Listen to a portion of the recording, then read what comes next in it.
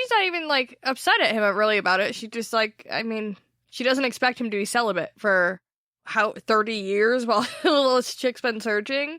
Which, I mean, I don't think you can realistically expect that from somebody. Not That's saying a you really should, like, long time. Yeah, you shouldn't, like, cheat on people, but people have needs, man. I put it this way. If Verna had died, this guy wouldn't know. Right. So he's living effectively like she's gone. We already know he's a piece of shit.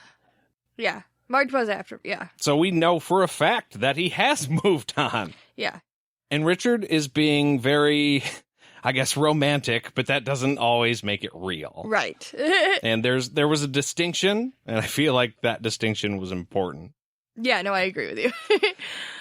But you know what's going to help us move on from this super sad topic? I see, I've caught on now. I already know what you're going to say. Oh, yeah? What's that? You're going to be like, beer, and I'm going to be like, yeah. Because, I mean, yeah. Hey, gold star for you. You're right. It only took me 80-some episodes. So today we're drinking pineapple grindage. I want to say that like a California surfer, but I can't because it'll be awful. So I won't. Jade can try. No. So this is a pineapple IPA. And so we know Jade is not the biggest fan of IPAs.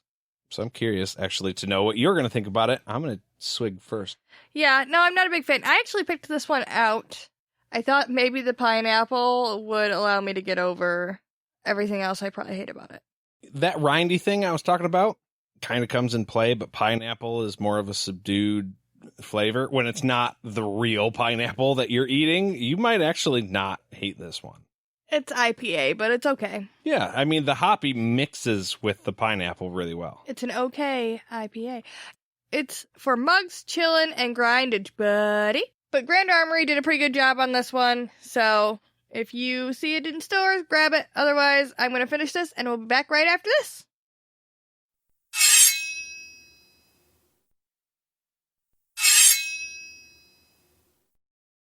And we're back. So Richard hears his name being screamed, and when he turns around to see where it's coming from, he sees Chase and Rachel on a horse running. Chase is screaming, no, don't go in there. You know, the veil is torn. Zed needs you. All of these things.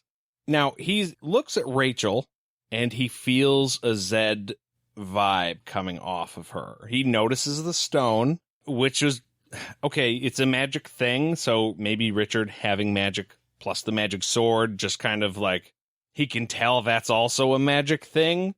But also that means that she's just leaving this super, super important thing around her neck or not, exposed to the outside. Like, tuck it in. Girl, Yeah, hide that thing.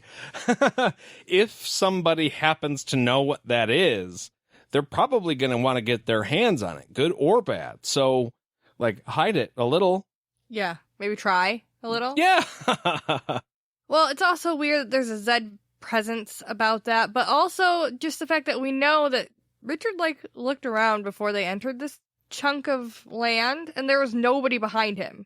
So, it makes sense that this is fake. I remember that. He turned around expecting to see... It's funny because he was hoping to actually see Chase. Yes.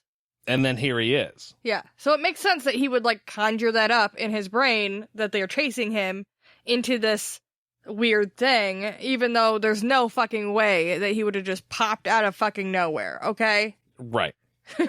So Chase is screaming at him, but then all of a sudden the horse stops and they climb off, and the two of them just kind of get distracted and wander off. They just look... I don't think they wander off, but they just look around like they can't see what it is Richard's looking at. Oh, okay. But Richard thought it was weird that the vision would have made them get distracted by the storm stuff. Like, by the things that whatever they're seeing, he thinks it's weird that the vision would give him visions of the visions having visions. Holy shit. I'm going to chalk up what you just said to, he knows Chase, and he knows that Chase would probably charge through anything. So when he sees Chase stop and go, oh, wait, what the hell's going on? When that's not normally something he would do. Yeah, his perception of Chase wouldn't be to just stop and get distracted. Chase would have, like, in his mind, Chase would have just come up to him Right. and talked to him. Thank you. Yes, I couldn't quite say that the way I wanted to. Yeah, but to Richard, Chase isn't like that. And apparently this thing goes off of, I mean, it's fucking Pennywise, right? It's the clown. I guess. It It's seems terrifying. to change according to what you're afraid of. Verna sees Jed, and Richard is seeing Chase. And here in a second, okay, there's lightning, and he sees Kalen. So is it your worst fear, or is it something that he wants? And in Kalen's case, right now, it's kind of both. So it's not really a surprise to me that he saw Kalen. No. But yeah, it fucks with your head, and that's kind of what I was talking about when we started this episode. Prepare for anything, all bets are off, because it could do anything to you. And I mean, even here in a second, he looks back and he starts walking and he finds Jessup just wandering on his own. Verna's gone. That could even be not real. Yeah, I mean, I'll actually change what I said earlier about how if you walked in holding Verna's hand, even inside, you wouldn't know if that was Verna. I'm gonna amend that. But the second something gets out of your line of sight and then comes back in, Be wary, man. yeah, then it might not actually be the same thing. I feel like if they walked in holding hands and held onto each other the whole way through, they could rest assured that the other one is real. Dude, I don't know. I've seen some horror movies, not a lot, because admittedly, I try to avoid them a little bit. That you're holding the person in the mist, right? You're all holding hands in a big circle, trying to protect against the evil thing, and then all of a sudden you're fucking holding the evil thing. Nope. That's where it is, though. You have to look away from it, even if you're holding hands with it. You have to look away. And once it's out of your line of sight and comes back in, then the rules change. Then you could be setting yourself up for a jump scare. It creeps you me hate out that. so much. So I hate it. But yeah, that's the rules we're operating under right now. If it scares you, it's probably coming up. And the second you look away, you're in danger. Ugh. And you're in a dust cloud. So you're in danger. Yeah, all the time. And he doesn't have a lot of time to worry about this, though, because the lightning starts to zero in on him, which actually kind of lends to what we were talking about earlier, that it's not Verna that is fucking with her getting back through, which it would make sense if it was her, because of all the reasons she gave. But if it's attacking Richard when he's by himself... Yeah, the lightning is finding him out. Yeah, it's either the sword or his own power, or both. Yeah, it doesn't really give an answer as to if it's the sword or Richard, or if it's the combination, but it's obviously zeroing in on him, whether it's because he has the sword or not. So Yeah. It's not Verna. Not Verna. It's not that half of the equation. Yeah. It is about Richard. Now, she still might be having trouble because of all the other shit, too, but it's just, like, compounded by Richard being attacked by the lightning. Oh, yeah. Yeah, absolutely. I mean, this is the worst case scenario on top of the worst case scenario on top of the worst case scenario. Have fun! Yeah, so, if I die, you just go ahead and go through hell right that way. And, no, I'm right back with Richard. Like, no, I'm not coming over there. Nope. So, in front of Richard, suddenly, while he's trying to run away from the lightning, he finds one of those giant-ass towers, and there's openings in each side of the wall because he does a quick little run around it before he runs in. It's not quick little. Each side of the wall is 30 feet long, and there are 5 sides. So, like... It's okay. It's not far, but people who jog or run, who do like multiple miles a day, are gonna think that I'm awful. But yeah, no, it's a good sized building, and he just ran all the way around it and got the dimensions, took note of the dimensions while all this is going on, and then went inside. Well, that's why. I mean, I get wanting to like take stock of what's happening with the thing before you go in, but I don't know why. In my head, it's just funny. Picturing him jogging around that with the lightning shooting at him and him being like, okay, 1, 2, 3, 4. Taking steps on the side. 1, 2, 3, 4, 5, 6, 7, 8, 9, 10. Okay, that's 30 feet. And how many sides? Run around it one more time. Yeah.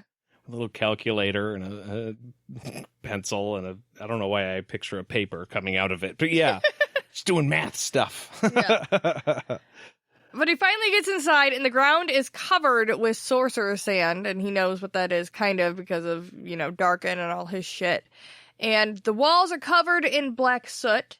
This soot tastes bitter, though, not sweet. So, which means a thing. Yeah, we know that the dude did not die willingly. Either he was killed or killed himself to stop himself from being tortured.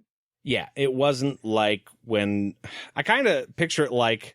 And again, this is not actually a fact, but when Richard kills somebody with the blade being white, then their leftovers would probably be sweet. Oh. But if not, then not. Yeah, but those leftovers are probably a lot more gross than just soot. Yeah, well...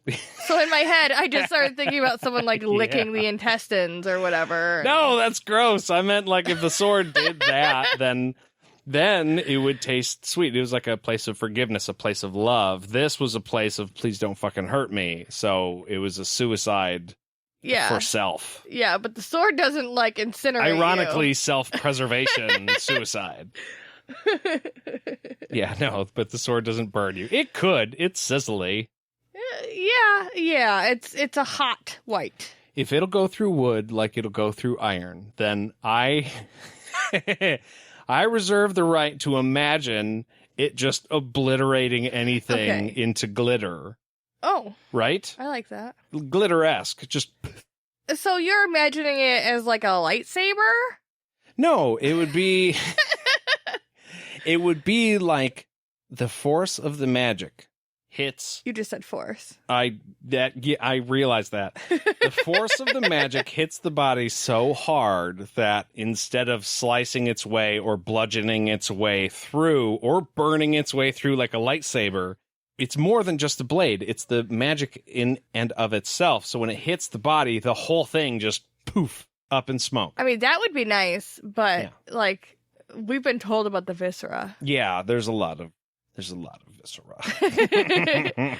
So while he's in this little tower, suddenly Kaelin comes up all done up like a Mord Sith, which I feel like he reacts understandably strong to, but I also feel like it'd be I don't know. I feel like Talk about bittersweet. Yeah, I feel like he'd be torn, Yeah, that's the first thought I had too. Like, oh, she's dressed up like a Mord Sith. That's got to be awful for him. And yet... Yeah, you don't normally wear that tight fucking clothes. Right, I've seen you in a billowy white dress and heavy boots for a while, but I gotta say, Kaelin, turn around. Leather looks good on you. I miss you. Come here, give me a hug. Okay, now walk away. Okay, now come here and give me another hug. And walk away one more time. So... I thought it was funny though that he starts screaming at the vision. Like, okay, this is magic, right? It's not sentient, right? It's not right. He's yelling at it. And he's like, I refuse to see you that way. And she talks back to him and is like, oh, but isn't this what you're afraid of? And he's like, no, I will not look at you like that. And I'm like, what is happening right now? So you don't like the tight leather or... Why? Because, okay, I understand it. It does mean something awful to Richard. It was a traumatic event. He does not actually want to be reminded of that. I totally understand. But, yeah, it's your hot girl, man. You would maybe enjoy some of that. Yeah. Well, I just didn't understand why, A, he thought it would work to yell at the vision / magic, and B, why it did work. Why it listened to him and was like, oh, you don't like this? This is upsetting you. Okay, I will change to the thing that makes you feel better instead of pushing this thing that obviously throws you off kilter and break your brain. Maybe it's because he can do something of a partition in his mind. He put that line there before where his core of himself was put away and it was safe and it was untouchable. No matter what Denna did to him, he was going to be okay in the end. And maybe he's essentially doing the same thing here, telling his own brain, no, that's not going to fucking work. So that's cut off from anything